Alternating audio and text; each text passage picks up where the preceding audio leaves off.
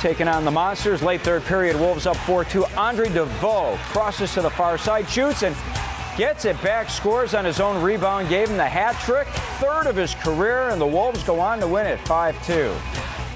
All right, concussions have become a hot button issue in all levels of sport in recent years due to the growing amount of research, and the results of numerous studies have been downright scary.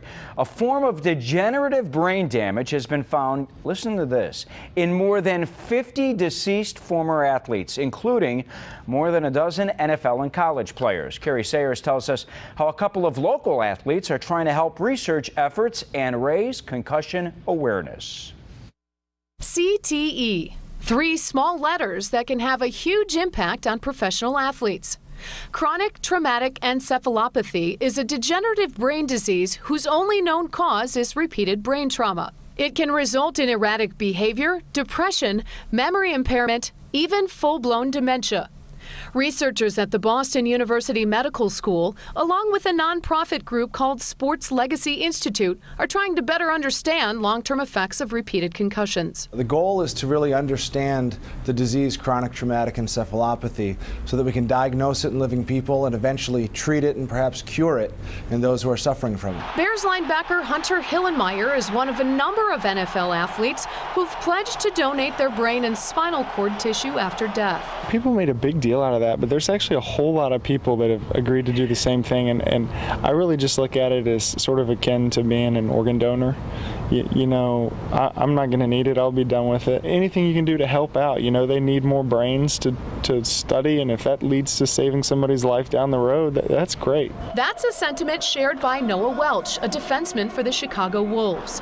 He was the first hockey player to join the study after meeting fellow Harvard grad Chris Nowinski at a dinner function.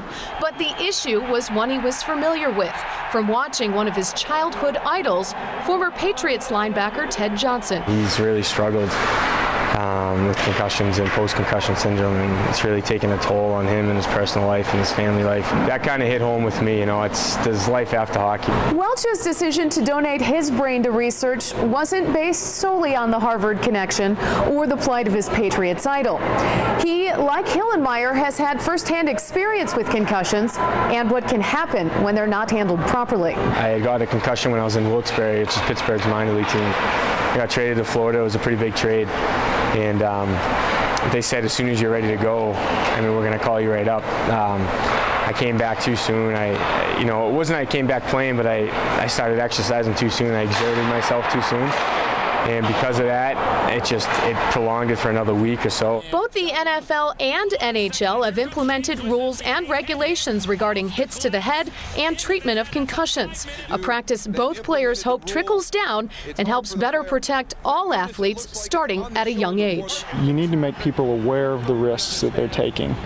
You need to make sure that the game is as safe as it can be and that people are as aware of how to treat them and as comfortable as they can be in feeling like they can report when they do have symptoms. We have to be far more aware of what we do to our kids, especially the youngest kids, and really upgrade our standards and start to realize that these kids have one brain for the rest of their life, and we can't let it become damaged by playing sports. For The Final Word, I'm Carrie Sayers.